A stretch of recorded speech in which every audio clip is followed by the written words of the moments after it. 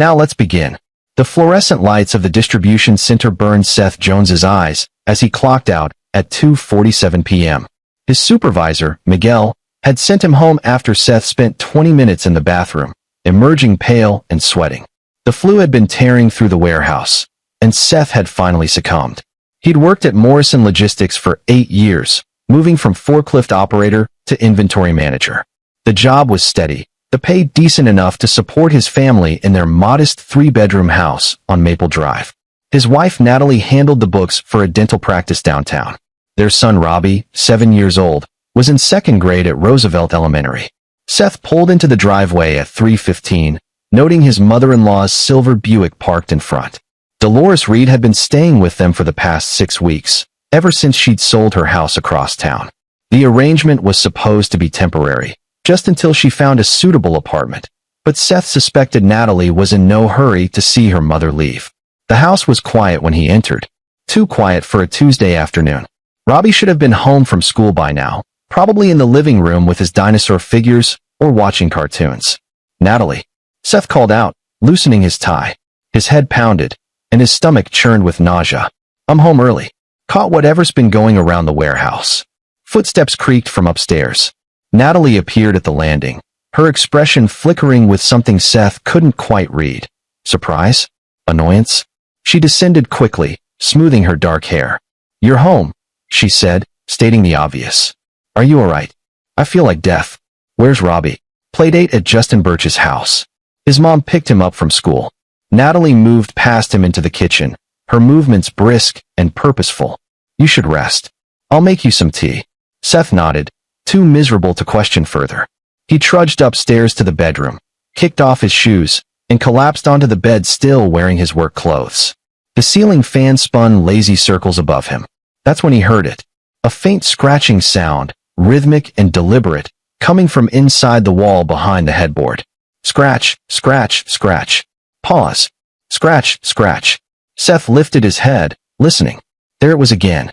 He sat up, pressing his ear against the wall. The scratching continued, almost frantic now. "Natalie," he called down the stairs. "There's something in the wall up here." She appeared in the doorway moments later, Dolores behind her. His mother-in-law's face was placid, almost serene, as she regarded him with her pale blue eyes. "It's just rats, Seth," Natalie said dismissively. "We've been hearing them for weeks. Mom and I were going to call an exterminator tomorrow." "Weeks?" Seth frowned.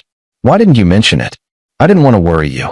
You've been so stressed with the new distribution schedules." Seth stood, pressing his palm against the wall. The scratching intensified, taking on an almost desperate quality. This wasn't the scurrying of rodents. This was something else entirely. "No," he said slowly. "This isn't rats." "Seth, please," Natalie began, but he was already moving. He went downstairs to the garage, grabbed his sledgehammer from the tool rack. His hands trembled, from fever or adrenaline, he wasn't sure. When he returned to the bedroom, both women had moved to block the wall. "Seth, you're being ridiculous," Natalie said, but her voice had a sharp edge. "You're sick. You're not thinking clearly." "Move," Seth said quietly. "Listen to your wife," Dolores interjected, her tone syrupy and condescending. "You're overreacting to some rodents. Go lie down." Seth's eyes narrowed. In 8 years of marriage, his mother-in-law had never taken Natalie's side so quickly, never been so insistent. And the way they stood shoulder to shoulder, forming a human barrier between him and the wall, it sent ice down his spine despite his fever. "Move," he repeated, "or I swing anyway." The women exchanged a glance. Then, slowly, they stepped aside. Dolores's expression remained eerily calm, a slight smile playing at her lips. Seth raised the sledgehammer and brought it down with all his strength. The drywall exploded inward, white dust billowing into the room. He swung again and again, creating a hole large enough to see through.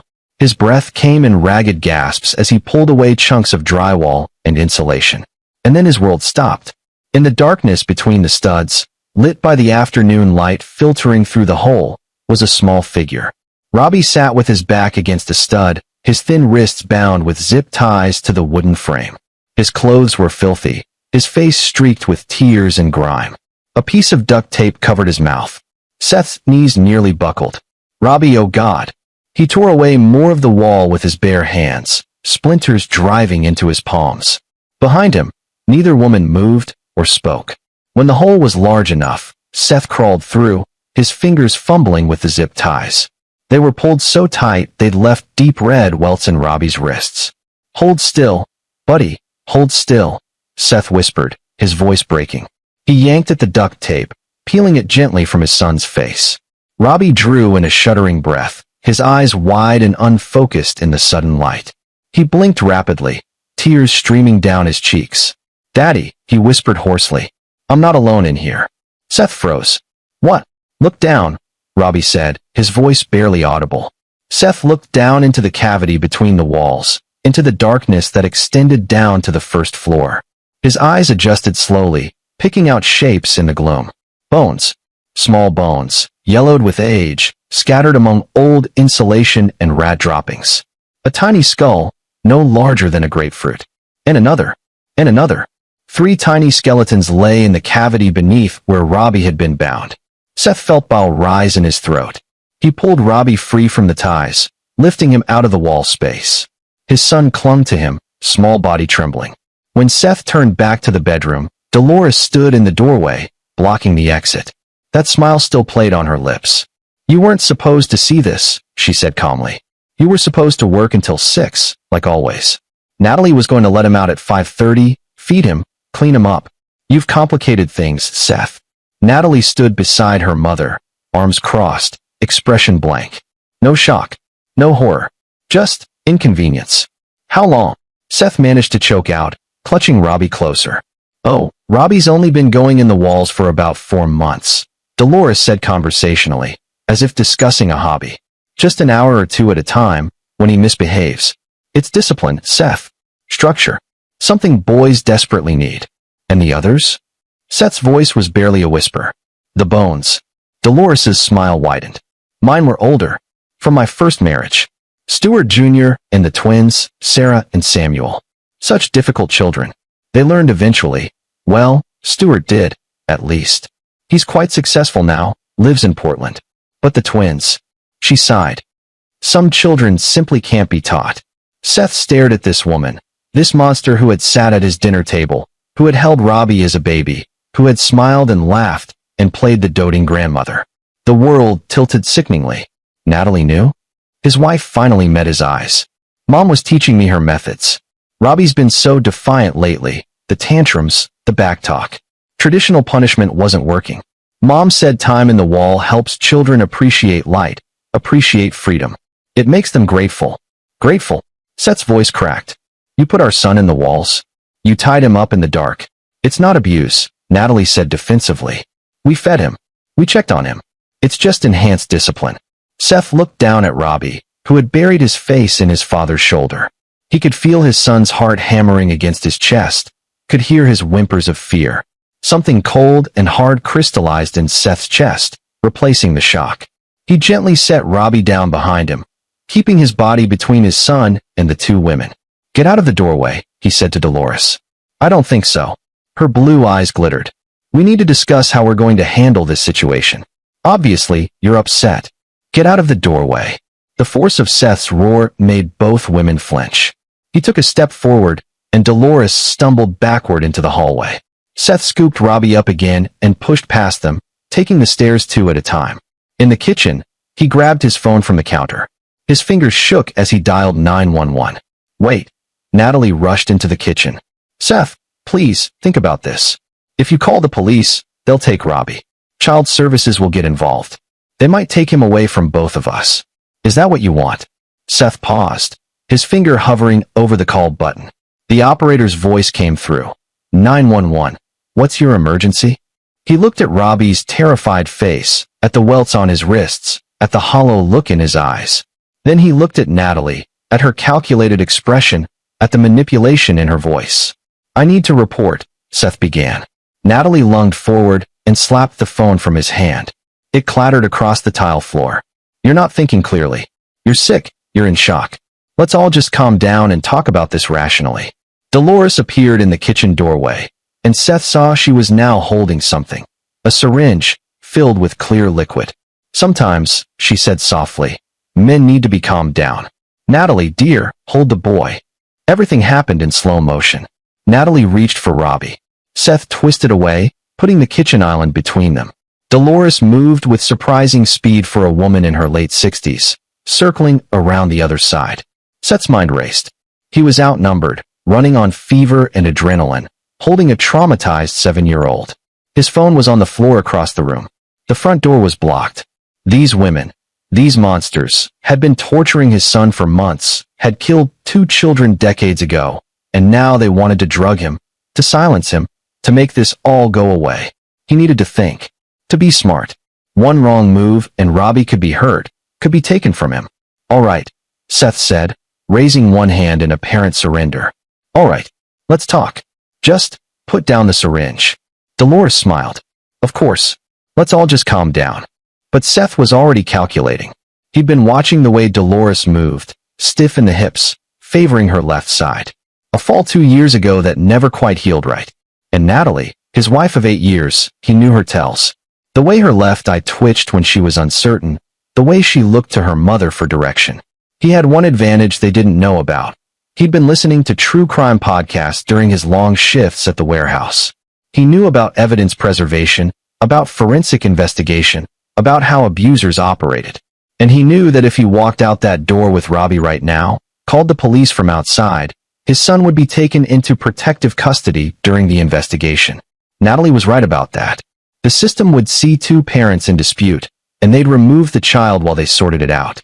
But if he could document everything, if he could make them confess on record, if he could build an undeniable case. Seth slowly lowered himself to sit on the floor, still holding Robbie.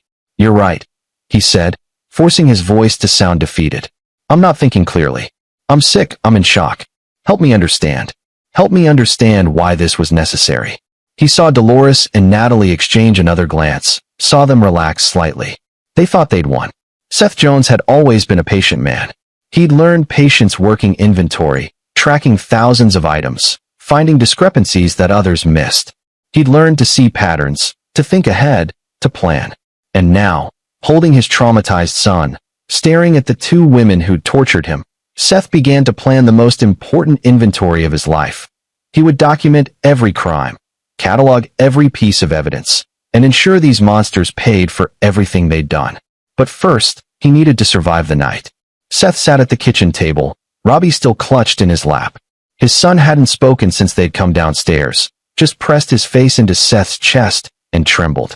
Dolores had reluctantly put down the syringe. Seth had insisted, playing the role of the beaten man who just wanted to understand, but it remained on the counter, within her reach.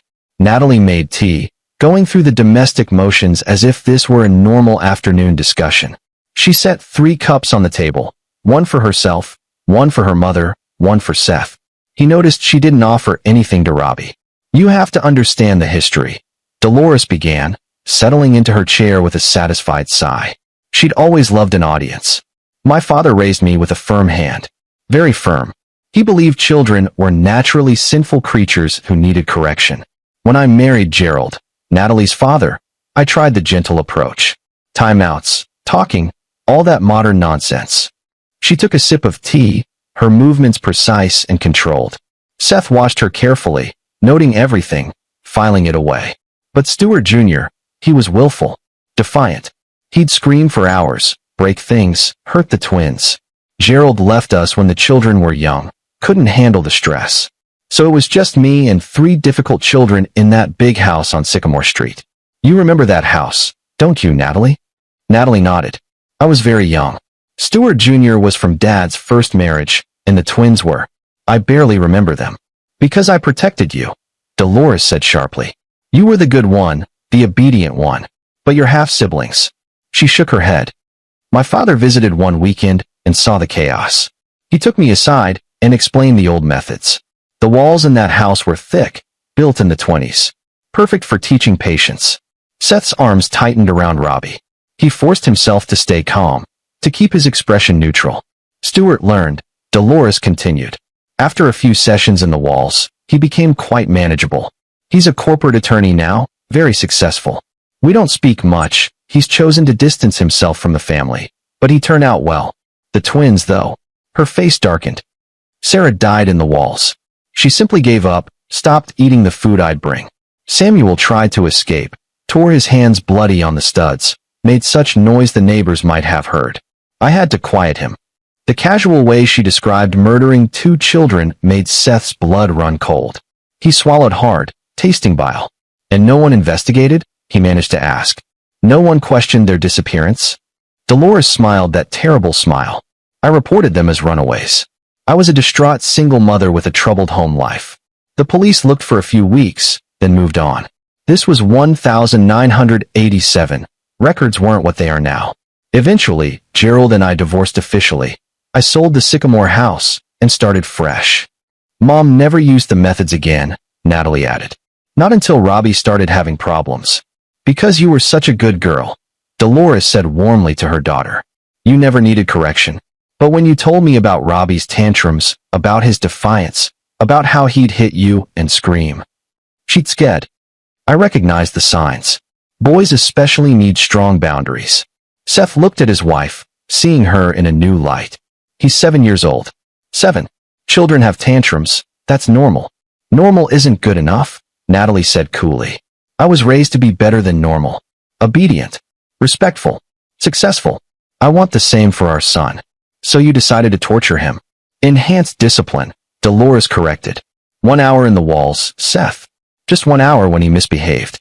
Then we'd let him out, clean him up, give him a good meal. He was learning. Another month or 2 and he would have been completely reformed. Seth's mind was reeling. For months. They'd been doing this for 4 months, and he'd noticed nothing. How could he have been so blind? But he knew how. The late nights at the warehouse, the overtime during inventory season, the business trips Natalie had encouraged him to take, a logistics conference in Chicago, training sessions in Denver. She'd always been so supportive of his career advancement, so eager for him to work late. Because it gave her time alone with Robbie. His teacher, Seth said slowly. Did Ms. Chen ever notice anything? Natalie laughed, a brittle sound. We were careful. We only used the walls on weekends or after school, never more than 2 hours. Always made sure he was cleaned up, well-fed, happy-looking before school. And if he ever tried to tell anyone. She looked down at Robbie. Well, we had our methods of ensuring his silence. Robbie flinched in Seth's arms. Show me, Seth said suddenly. Both women looked at him in surprise. Show me everything. If I'm going to accept this, if I'm going to help keep this quiet, I need to understand the full extent. The walls, the methods, everything. Dolores studied him carefully. You're not just saying that to gather evidence? Seth forced a bitter laugh. Evidence for what? You said it yourself. Child Services would take Robbie away from both of us during an investigation. That could take months, years. He'd be in foster care, passed between strangers. He looked down at his son's face, let real anguish seep into his voice. I can't lose him. If this is what it takes to keep our family together, then I need to understand it. It was the right thing to say. He could see Dolores softening, see Natalie's shoulders relax. Very well, Dolores said, standing. Come with me. She led them through the house, narrating like a tour guide. The wall cavity where Robbie had been held extended down to the first floor, accessible through a panel behind the basement utility shelf. She showed Seth how they'd cut into the wall years ago when she'd first moved in, how they'd reinforced the studs, installed the eye bolts for the zip ties. We started slow, Natalie explained, as if discussing a training regimen. Just 30 minutes at first. After that tantrum he threw when we wouldn't let him have ice cream before dinner. Mom said we had to establish dominance early. Seth's jaw clenched so hard he thought his teeth might crack. But he nodded, kept his expression neutral, kept playing the role of the husband trying to understand. They showed him the schedule they'd kept, a composition notebook hidden in Dolores's bedroom, documenting dates, times, infractions, and punishments. Seth memorized the location, the details. We were very careful, Dolores said proudly. Scientific, even. We monitored his breathing, made sure he had enough air. We checked the zip ties to ensure they weren't cutting off circulation too severely. This isn't abuse, Seth. This is controlled, purposeful discipline. And the others? Seth asked quietly. Stewart Jr.? Where is he now? Portland, like I said. He's 41 now. I send him a Christmas card every year. He never responds. Dolores shrugged.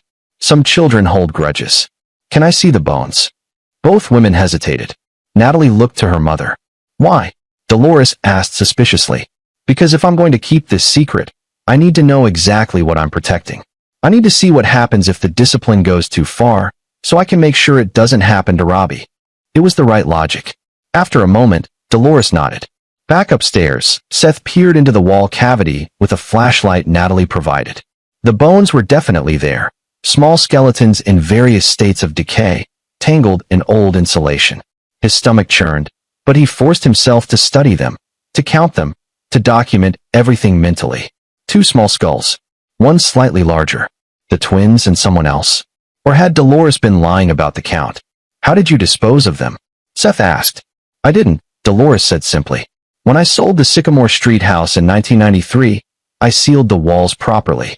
Let the new owners deal with it if they ever renovated. But they haven't. I drive by sometimes. The house is still standing, walls intact. And when we modified this wall for Robbie, well, I decided to bring a little piece of history with me. A reminder of what happens when children don't learn. She was insane. Completely, utterly insane. And Natalie had been trained by her, molded by her, turned into a monster who saw nothing wrong with torturing a child. Seth glanced down at Robbie, who had remained silent through the entire tour. His son's eyes were hollow, distant. Shock, probably. Trauma. How much therapy would it take to fix this? How much damage had already been done? The fever Seth had been fighting all afternoon surged back with a vengeance. His head spun, his stomach roiled.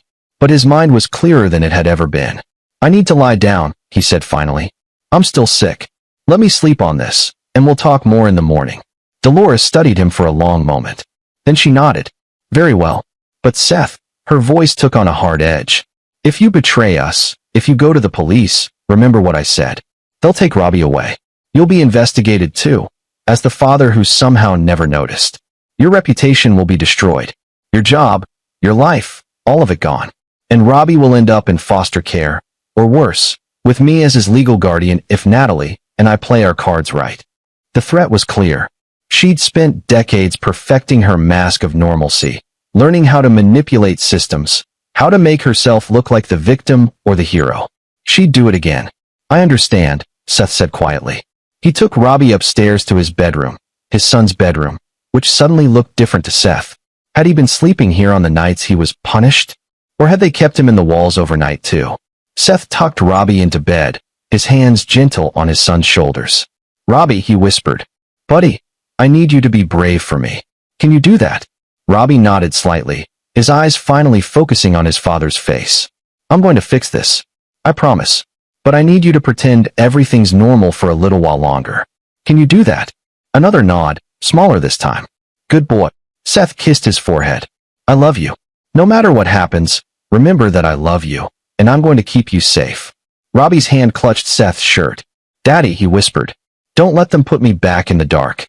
Never, Seth said fiercely. Never again. I swear it. He stayed with Robbie until his son finally fell asleep, exhausted from trauma and fear. Then Seth went to his own bedroom, locked the door, and began to plan. His phone was still downstairs where Natalie had knocked it from his hand. But he had his laptop, password protected, and stored in his nightstand. He opened it quietly, keeping the volume off. First, he researched child abuse laws in their state. Mandatory reporting. Evidence requirements. Statute of limitations for old cases.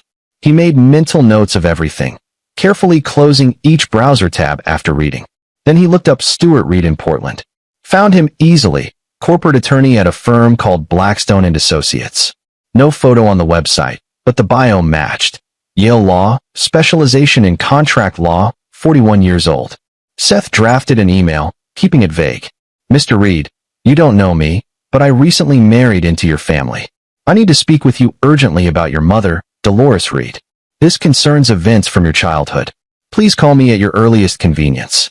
Seth Jones. He included his work email address, not his phone number. Then he hesitated, his finger hovering over the send button. If Stuart warned Dolores, everything could fall apart. But if Stuart had been victimized the same way Robbie had been, if he'd escaped that house and build a new life. Seth pressed send. Next, he began documenting everything in a password-protected file. The composition notebook's location, the modified wall, the bones.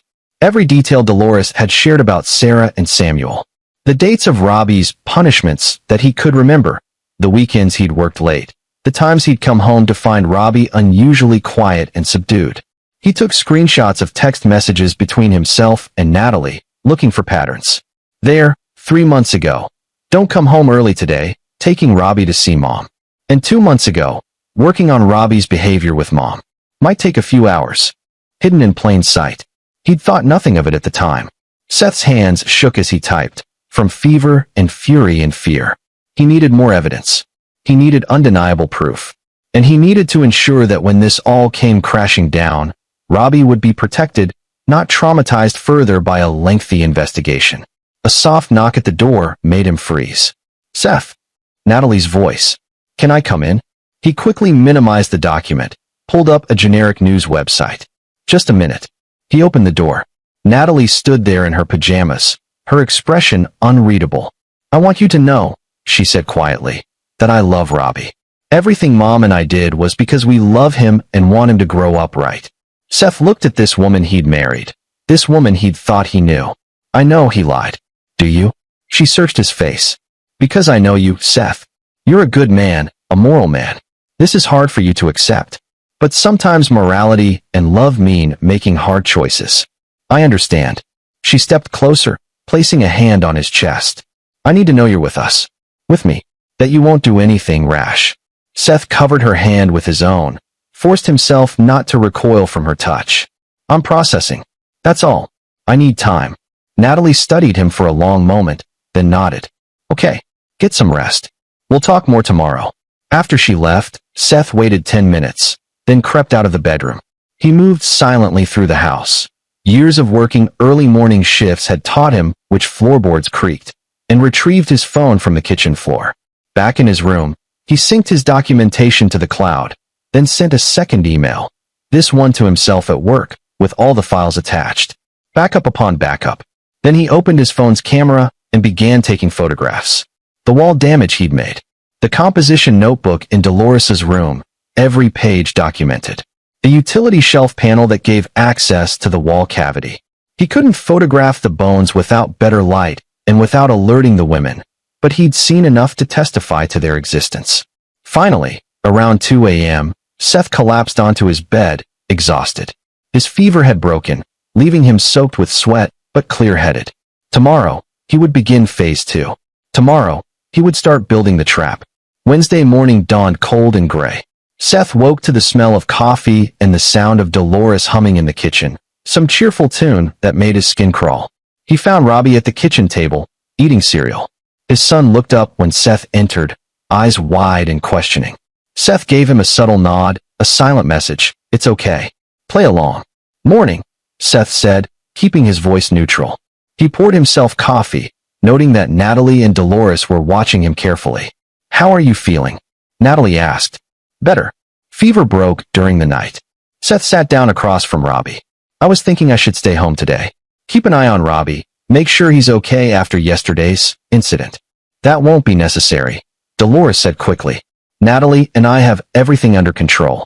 And you have that big shipment coming in today. Miguel mentioned it when he called yesterday to check on you. Seth had forgotten about the Bronson shipment, a major delivery that required his supervision. Dolores had clearly done her homework. Right, Seth said slowly. But Robbie. We'll be fine, Natalie interjected. He understands that yesterday was a learning experience. Don't you, sweetheart? Robbie nodded mechanically, spooning cereal into his mouth without seeming to taste it. Seth's mind raced. He couldn't leave Robbie alone with them, but if he refused to go to work, they'd know something was wrong. He needed them to believe he was compliant, at least for now. Okay, he said finally. But I want to talk to Robbie alone before I go. The women exchanged a glance, but nodded. Seth took his son upstairs, into Robbie's bedroom, and closed the door. Daddy, Robbie whispered immediately, I don't want to stay here. Please don't leave me. I have to, buddy. Just for today. But listen, Seth knelt down, gripping his son's shoulders. I need you to be the bravest you've ever been. Can you do that? Robbie's lower lip trembled, but he nodded. If they try to put you in the walls again, if they try to hurt you at all, you scream as loud as you can. You make noise, you break things if you have to. The neighbors will hear. Mrs. Ellis next door, she'll call the police. Understand. But Mom said if I ever tell anyone. Mom was wrong. Mom and Grandma are wrong about everything. Seth pulled out his phone, quickly typing in his work number. If anything happens, if you get scared, you call this number. It goes straight to my desk. Miguel will come get me immediately. Robbie memorized the number. Seth made him repeat it 3 times. Then Seth pulled his son into a tight hug. Tonight, he whispered, everything changes. I promise. At work, Seth could barely focus. He went through the motions of checking in the Bronson shipment, verifying inventory, signing off on delivery manifests. But his mind was elsewhere, calculating, planning. During his lunch break, he made several calls. First, to an attorney, not a family lawyer, but a criminal defense attorney named Lloyd Bond who'd been recommended by a coworker years ago when someone at the warehouse got into legal trouble. Seth explained the situation in vague terms. Potential child abuse case, need for advice on evidence gathering and protective custody. Bond listened carefully. You need to document everything before going to police, he said.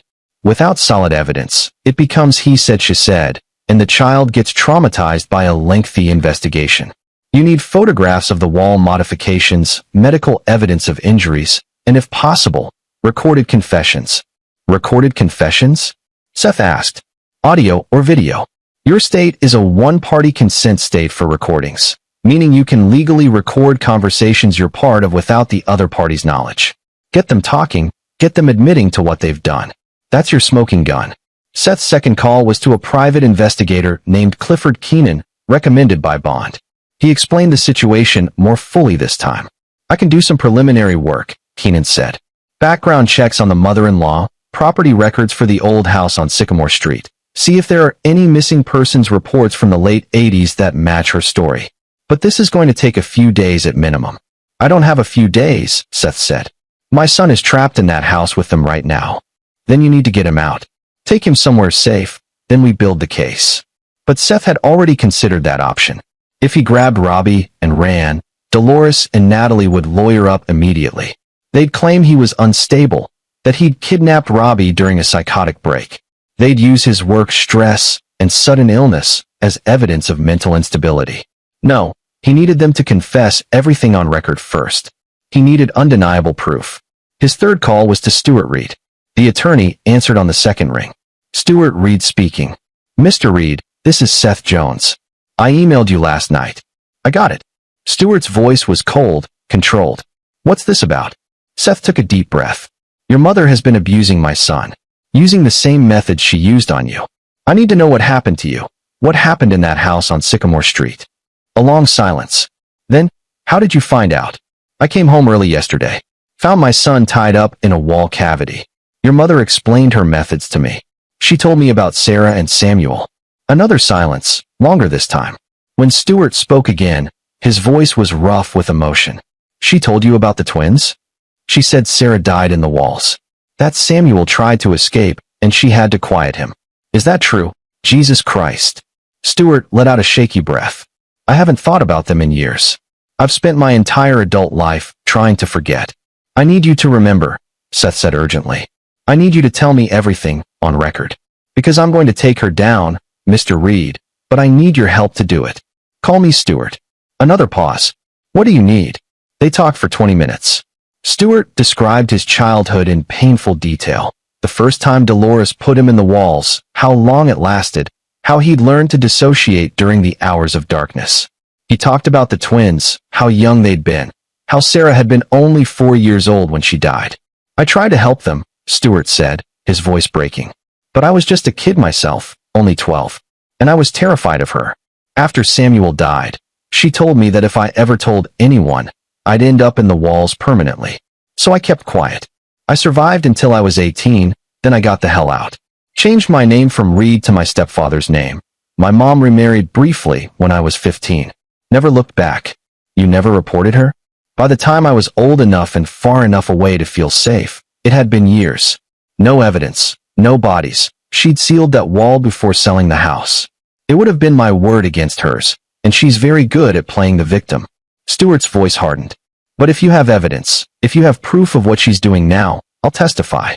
I'll tell them everything. Seth felt something loosen in his chest. Thank you. Save your son, Stuart said quietly. Don't let him turn out like me. Don't let him spend his whole life running from shadows. After the call ended, Seth sat in his car in the warehouse parking lot, formulating his plan. He had Stewart's testimony. He had his own documentation. He had attorney Bond ready to represent him. He had investigator Keenan doing background work. Now he needed the confessions. He returned to work, finished his shift. At 5:45 p.m., he called Natalie. "Hey," he said, keeping his voice casual. "I was thinking we should all sit down tonight, talk everything through properly. Maybe order pizza, make it relaxed. I want to understand Mom's methods better, and I think Robbie should be part of the conversation. Help him understand why discipline is necessary." He could practically hear Natalie's smile through the phone. "That's a great idea. Mom will be pleased you're coming around. I'll pick up the pizza on the way home." "Lou's Pizzeria? Perfect." Seth stopped at Lou's, ordered 3 large pizzas, far more food than they needed, but it added to the appearance of a peace offering. While he waited, he tested the recording app on his phone, making sure it would capture clear audio even from his pocket. When he arrived home at 6:30, Dolores and Natalie were in high spirits. They'd set the dining room table, the one they only used for special occasions, with the good dishes. Robbie sat on the couch in the living room, silent and pale. Seth caught his son's eye and gave a reassuring nod. Then he set the pizzas on the table and took out his phone, pretending to silence it. Instead, he activated the recording app and slipped it into his shirt pocket, microphone facing out. "So," Seth said, settling into his chair, "I've been thinking about everything you told me yesterday. About discipline, about structure. I want to understand the philosophy behind it better." Dolores beamed. "I'm so glad you're being reasonable about this, Seth. So many fathers these days are too soft, too permissive. It's refreshing to meet a man willing to do what's necessary." "Walk me through the process," Seth said. "From the beginning. How did you develop these methods?" And Dolores, proud and eager to share her wisdom, began to talk. Seth guided the conversation with careful questions, getting her to describe specific incidents, specific dates.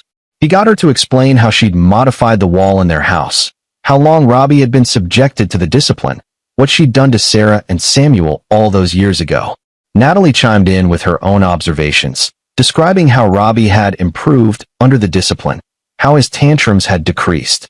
"Of course," Dolores said, "the key is consistency. You can't be soft. When Stewart tried to help the twins escape, I had to make an example of Samuel. The boy simply wouldn't learn. Some children are irredeemable." "How did you?" Seth forced himself to ask. "How did you quiet him?" "Plastic bag," Dolores said matter-of-factly. "Quick and clean. Then I sealed him in the wall with his sister. A few months later, I sold the house. The new owners have no idea what's in their walls." Seth's stomach turned, but he kept his expression neutral, kept asking questions, kept the recording going. They talked for over an hour, and Dolores confessed to everything. The deaths of the twins, the abuse of Stewart, the 4 months of torturing Robbie. All of it recorded. All of it admissible in court. Finally, Seth stood up. "I need to use the bathroom," he said. "Be right back." He went upstairs, closed the bathroom door, and immediately texted Lloyd Bond. "Have full confession on audio." "What now?" The response came quickly. "Get child out of house immediately. Take recording to police. I'll meet you there." Seth flushed the toilet for authenticity, then went to Robbie's room. His son was still downstairs with the women, but Seth grabbed a backpack and quickly stuffed it with clothes, Robbie's favorite stuffed dinosaur, his blanket. Then he went back downstairs, keeping his movements casual. "Robbie, buddy, come help me get something from the car." Robbie stood immediately, moving toward his father. "Why does he need to go to the car?" Natalie asked suspiciously. "I got him some comic books at the store," Seth said easily. "Left them in the trunk." It was a flimsy excuse, but it got Robbie to the front door. Seth opened it, ushered his son through, and Dolores was suddenly there, blocking their path. "I don't think so," she said softly. Seth's hand moved to shield Robbie. "Get out of the way. You recorded us, didn't you?" Dolores's eyes glittered with malice. "I'm not as foolish as you think, Seth. I've been watching you all evening, watching you guide the conversation. You're planning to turn us in. I'm protecting my son." "No." Dolores's hand shot out, grabbing Robbie's arm. "You're destroying your family. Natalie, call the police. Tell them Seth's having a psychotic episode, that he's trying to kidnap Robbie." Natalie hesitated, looking between her mother and her husband. "Now, Natalie," Dolores barked. But Seth was already moving. He grabbed Robbie, yanking him free from Dolores's grip, and bolted for the door. Behind him, he heard Dolores screaming, heard Natalie's confused protests. He ran to his car, threw Robbie inside, peeled out of the driveway. In his rearview mirror, he saw Dolores standing in the doorway, phone to her ear, her face twisted with rage. The race was on. Who would the police believe? The distraught grandmother reporting a kidnapping, or the father with an audio recording of murder confessions? Seth drove straight to the police station, his knuckles white on the steering wheel. Robbie sat in the passenger seat, clutching his stuffed dinosaur, silent tears streaming down his face. "It's okay," Seth kept saying. "It's going to be okay. They can't hurt you anymore." He just hoped that was true. The Riverside Police Department's lobby was fluorescent bright and institutional. Seth burst through the doors at 8:47 p.m., Robbie's hand clutched tightly in his own, Lloyd Bond's business card in his other hand. "I need to report child abuse," Seth announced to the desk sergeant, a stocky man named Ernie Dunbar according to his nameplate. "And 2 murders from 1987. I have evidence, audio recordings of full confessions." Sergeant Dunbar's eyebrows rose. "Slow down, sir. Let's start with your name." "Seth Jones.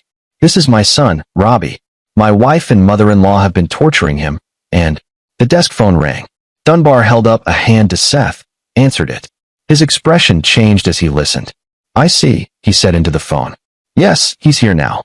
With a child." He listened more. "Understood." He hung up and regarded Seth with new suspicion. "Mr. Jones, that was your wife. She says you've had a mental break, that you grabbed your son and fled the house during a paranoid episode. She's on her way here now." "She's lying," Seth said urgently. "Please, you need to listen to the recording. I have proof." "Sir, why don't you and your son have a seat?" "No." Seth's voice was firm. "I'm not sitting down. I'm not waiting. I have evidence of felony child abuse and murder. You need to listen to it now, before my wife gets here and tries to manipulate the situation." Something in Seth's tone must have registered, because Dunbar hesitated. Then he picked up his phone again. "Detective McIntyre, I need you in the lobby. We have a situation." Detective Katie McIntyre appeared 3 minutes later, a woman in her mid-40s with sharp eyes and a no-nonsense demeanor. She listened to Seth's rapid-fire explanation, then looked down at Robbie. "Son," she said gently, "has anyone hurt you?" Robbie nodded, holding up his wrists. The welts from the zip ties were still visible, angry red marks against his pale skin. McIntyre's expression hardened. "Bring them both back to interview room 2, she told Dunbar. Then to Seth, "Let me hear this recording." In the interview room, Seth played the audio on his phone. McIntyre listened intently, her expression growing darker with each passing minute. When Dolores's voice described suffocating Samuel with a plastic bag, McIntyre stopped the recording. "This is Dolores Reed, my mother-in-law. She's been living with us for 6 weeks. And she confessed to murdering 2 children in 1987, her daughter's half-siblings, Sarah and Samuel Reed. Their bodies are in the walls of a house on Sycamore Street. She sold it in 1993. And there are bones in our house too, in the wall cavity where they were keeping Robbie." McIntyre stood. "Wait here. I need to make some calls." She left, and Seth gathered Robbie into his lap. His son was trembling, exhausted from fear and adrenaline. "You did so good," Seth whispered. "So brave. It's almost over." 20 minutes later, McIntyre returned with another detective, a man she introduced as Detective Howard Roberson from the Cold Case Unit. They had Seth play the recording again, this time from the beginning.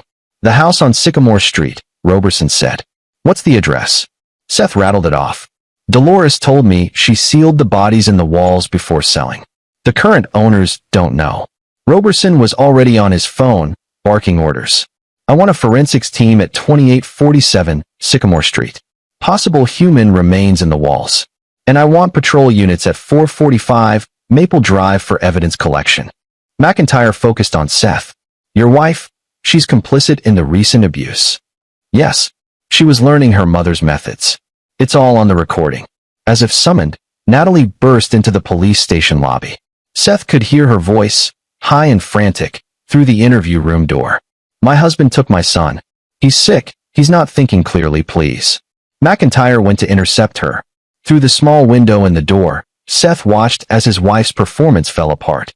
McIntyre showed her something, probably a photo of Robbie's wrists, and Natalie's face went pale. "I want to speak to my attorney," Seth heard her say. "That's your right," McIntyre replied. "You're going to need one. Natalie Jones, you're under arrest for child abuse and conspiracy. You have the right to remain silent." Seth closed his eyes, relief washing over him. It was happening. They believed him. Dolores was arrested an hour later at the house on Maple Drive, where she'd been attempting to demolish the wall cavity with a sledgehammer. Patrol officers stopped her before she could destroy the evidence, and forensics photographed everything. The modified walls, the bones, the composition notebook documenting Robbie's punishments. By midnight, both women were in custody. The house on Sycamore Street had been secured, and a forensics team was preparing to excavate the walls at first light. Seth and Robbie were taken to a hotel by victim services, a woman named Flora Newman who was gentle and kind.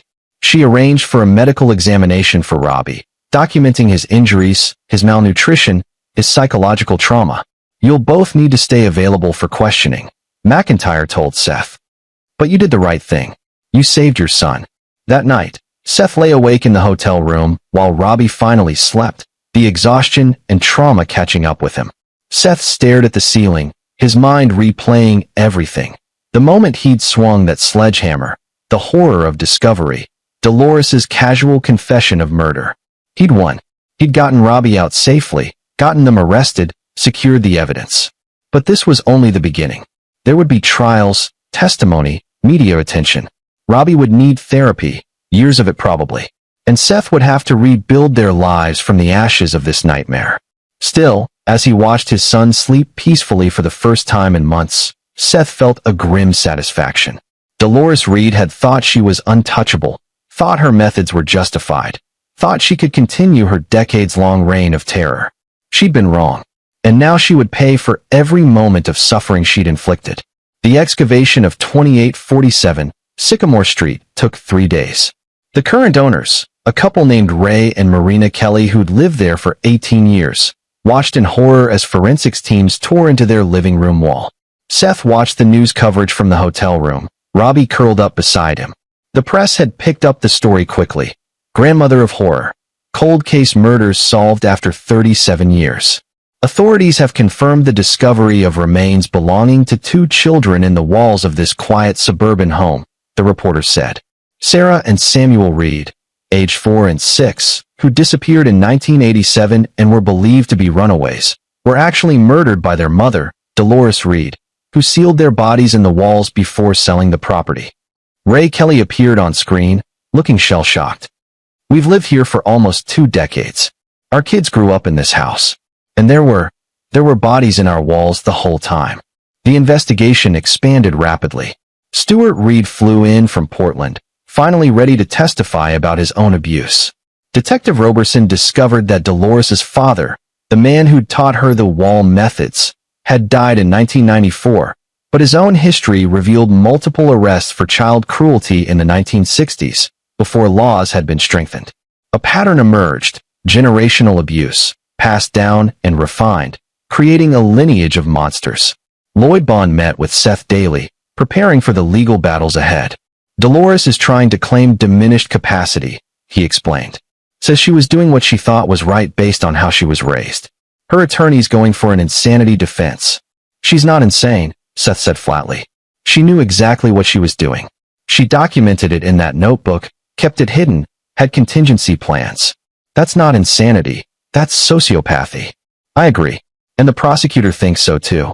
They're going for first-degree murder on Sarah and Samuel, multiple counts of child abuse, false imprisonment, and attempted murder for the attack on Robbie's well-being." "What about Natalie?" Bond's expression was grim. "She's cooperating, turning on her mother. Says she was coerced, manipulated, that she didn't understand the full extent of what was happening. Her attorney's trying to get the charges reduced to conspiracy and child endangerment." Seth felt no sympathy for his wife. She knew. She participated. She should go to prison. She probably will. But not for as long as Dolores. The forensic evidence was overwhelming. The bones from both houses were examined. Dental records confirmed they belonged to Sarah and Samuel Reed. Cause of death for Samuel, asphyxiation. Sarah's remains showed signs of severe malnutrition and dehydration. Stuart's testimony was devastating.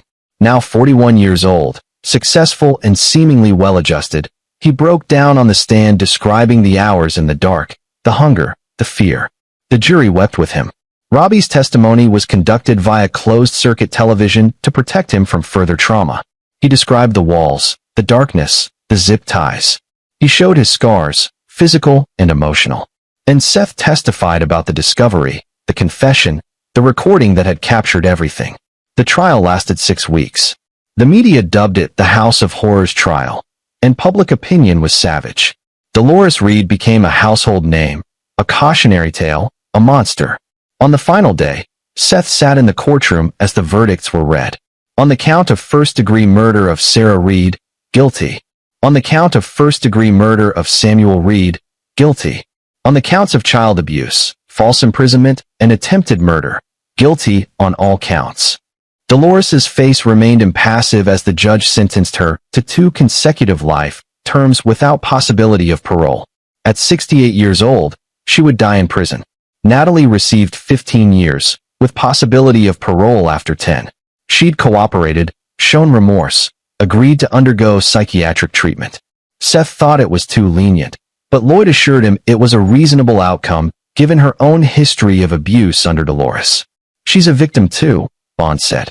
Raised by a monster, taught that this was normal. She's an adult, Seth countered. She made choices. She hurt Robbie. I know, and she'll pay for those choices. Seth filed for divorce the day after the sentencing. He was awarded full custody of Robbie, with Natalie's parental rights severely restricted. When she was eventually released from prison, she'd be allowed supervised visitation only, and only if Robbie wanted it. Stuart Reed reached out after the trial, inviting Seth and Robbie to visit Portland. I think it might help, he said. Seeing someone who survived what Robbie survived. Seeing that life can be normal again. They went. Stuart's home was bright and spacious, decorated with artwork and photographs of hiking trips and marathons. He'd built a good life despite the darkness of his past. It took years of therapy, Stuart told Seth while Robbie played with Stuart's golden retriever in the backyard. And I still have nightmares sometimes. But you can heal from this. You both can. He flinches when I close doors, Seth said quietly. He checks every room before entering, making sure there aren't any closed spaces. He won't let me leave him alone with anyone. That's normal. That's protective. But it will get better, slowly. You're doing everything right. The therapy, the patience, the constant reassurance. Just keep doing that. Seth watched his son laugh as the dog licked his face, and felt a surge of hope. Maybe Stuart was right. Maybe they could heal. 6 months after the trial, Clifford Keenan, the private investigator, called with interesting news. He'd been digging into Dolores's background, tracing her family tree.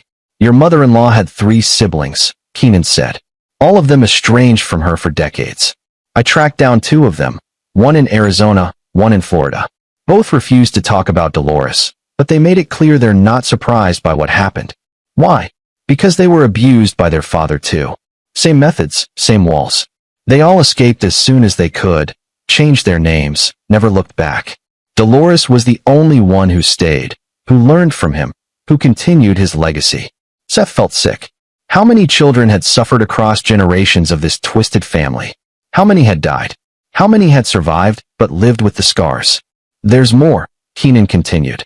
The old house where Dolores grew up, it was demolished in 2003. But before that, there were rumors. Neighbors reported strange sounds, children crying in the walls. But no one ever investigated.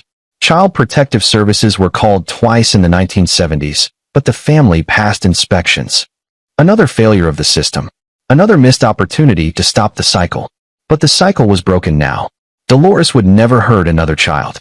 Natalie was in prison, and Robbie was safe. Seth threw himself into being the father Robbie needed. He cut back his hours at work, arranged flexible scheduling so he could attend every therapy session, every school conference, every moment his son needed him. Miguel, his supervisor, was understanding. Family first, he said. Always.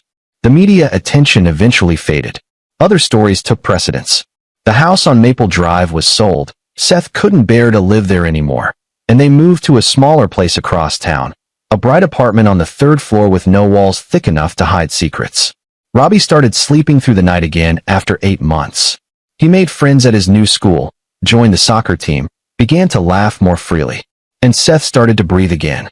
3 years later, Seth stood in the visitors' parking lot of the Oregon State Correctional Facility, staring at the concrete and razor wire.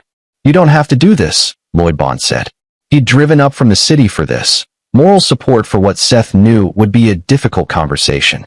"I need to," Seth said.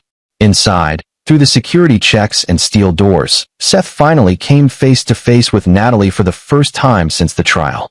She looked older, worn down by prison life. Her hair streaked with gray she hadn't had at 32. They sat across from each other in the visitation room, separated by a table and 3 years of pain. "Why are you here?" Natalie asked. Her voice was hoarse, broken. "To ask you a question," Seth said. "Did you ever love him? Did you ever really love Robbie?" Natalie's eyes filled with tears. "I thought I did. I thought I was helping him. Mom convinced me it was the right thing, that modern parenting was too soft, that we were preparing him for a harsh world." She wiped her eyes. "But I was wrong. I was so wrong. And I'll never forgive myself." "Good," Seth said coldly. "You shouldn't. How is he?" "He's healing. He's in therapy 3 times a week. He plays soccer now, has friends, gets good grades. He's resilient, stronger than either of us deserves." "Does he ask about me?" "No. It was a lie. Robbie did ask, sometimes, late at night when the memories crept in. But Natalie didn't need to know that. She didn't deserve that comfort." Natalie nodded, accepting it. "I signed the divorce papers. I'm not fighting for custody when I get out. I know I don't deserve him." "You're right. You don't. Will you?" Natalie hesitated. "Will you tell him I'm sorry? That I know what I did was unforgivable, but I'm sorry anyway." Seth stood. "I'll tell him when he's ready to hear it. If he's ever ready." He left without looking back. In the parking lot, Bond clapped him on the shoulder. "Feel better?" "No. But I needed to see her. Needed to confirm that she understood what she'd done." "She does. Or at least she says she does." Seth took a deep breath of free air. "Let's go home."